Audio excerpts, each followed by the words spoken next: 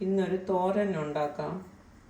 ഏത്തയ്ക്ക ഉപ്പേരി വറുത്തപ്പോൾ അതിൻ്റെ തൊലി എടുത്ത് ഇതേപോലെ റാപ്പ് ചെയ്ത് ഫ്രിഡ്ജിനകത്ത് വെച്ചിരുന്നതാണ്. അതും അല്പം ചെറുപയർ പാകമാകാനായിട്ട് അടുപ്പ് വെച്ചിട്ടുണ്ട്. അതിൻ്റെ ഉപ്പേരി വറുക്കുന്നതിനായിട്ട് നമ്മൾ ഏത്തയ്ക്ക എടുക്കുമ്പോൾ തന്നെ ഇത് തൊലിയെല്ലാം വൃത്തിയായിട്ട് കഴുകി അത് വെള്ളമെല്ലാം തുടച്ച് റാപ്പ് ചെയ്ത് ഫ്രിഡ്ജിനകത്ത് സൂക്ഷിച്ചിരുന്നു. ചെറിയ ചെറിയ പീസസ് ആയിട്ട് മുറിച്ച് നമുക്ക് ഇത് മെഷീനകത്തോട്ടിട്ട് അരിഞ്ഞെടുക്കാം. പച്ചമുളകും വെളുത്തുള്ളിയും സവാളയും എല്ലാം കൂടെ മിക്സ് ചെയ്ത് നമുക്ക് ഇത് വെച്ച് അരിഞ്ഞെടുക്കാം.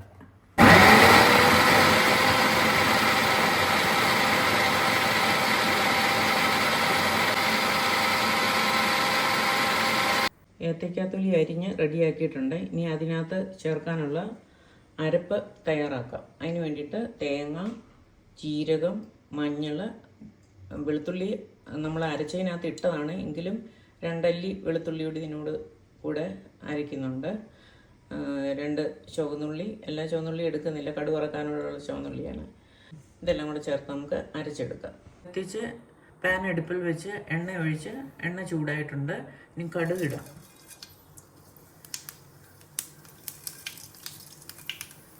കടുകിട്ട് ഉള്ളി, കറിവേപ്പില,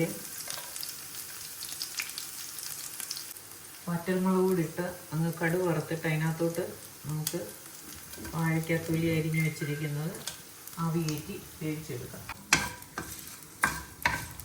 ഇനി നമുക്ക് ഏത്തയ്ക്ക അരിഞ്ഞ് വെച്ചിരിക്കുന്നത് ചേർത്ത് കൊടുക്കാം.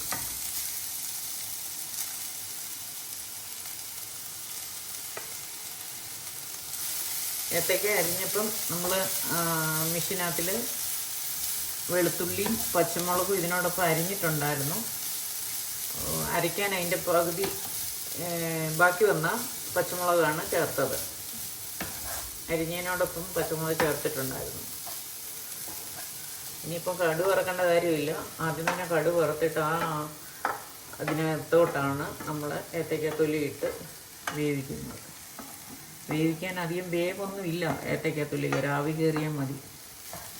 ഒരല്പം വെള്ളം ഒഴിച്ച് അടച്ചു വെച്ച് 1 മിനിറ്റ് 2 മിനിറ്റ് കൊണ്ട് അതങ്ങ് റെഡിയാവും.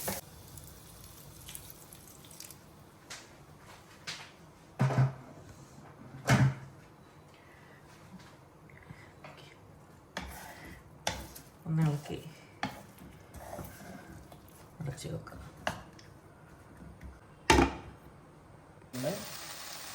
ഇച്ചിരി ഉപ്പും കൂടി ചേർക്കാം.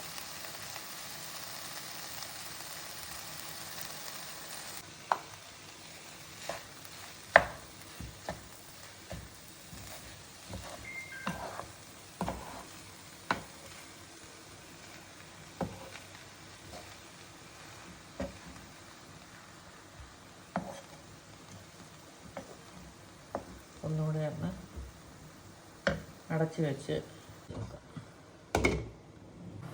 നമുക്കൊന്ന് തുറന്ന് നോക്കാം.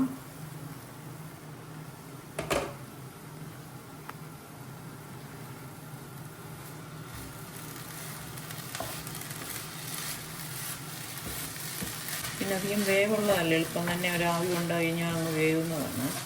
ഇതെല്ലാം ചെറുതായിട്ട് ചോപ്പറിനകത്ത് അരിഞ്ഞെടുത്തത് കൊണ്ട് ഒരേ വലിപ്പത്തിനെല്ലാം അരിഞ്ഞ് കിട്ടിയിട്ടുമുണ്ട്. ഇതിനകത്തോട്ട് ഇപ്പം മുളക് പൊടി ഒരു ടേസ്റ്റിന് വേണ്ടിയിട്ടാണ്. മുളകൊക്കെ നമ്മൾ നേരത്തെ ഇട്ടതാണ്.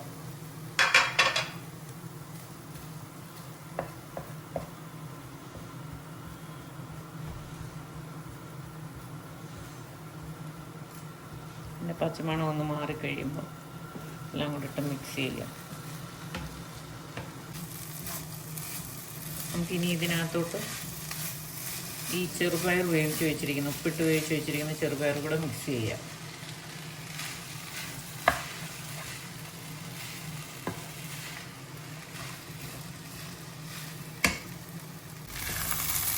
എല്ലാം മിക്സ് ചെയ്തു. ഉപ്പ് നോക്കി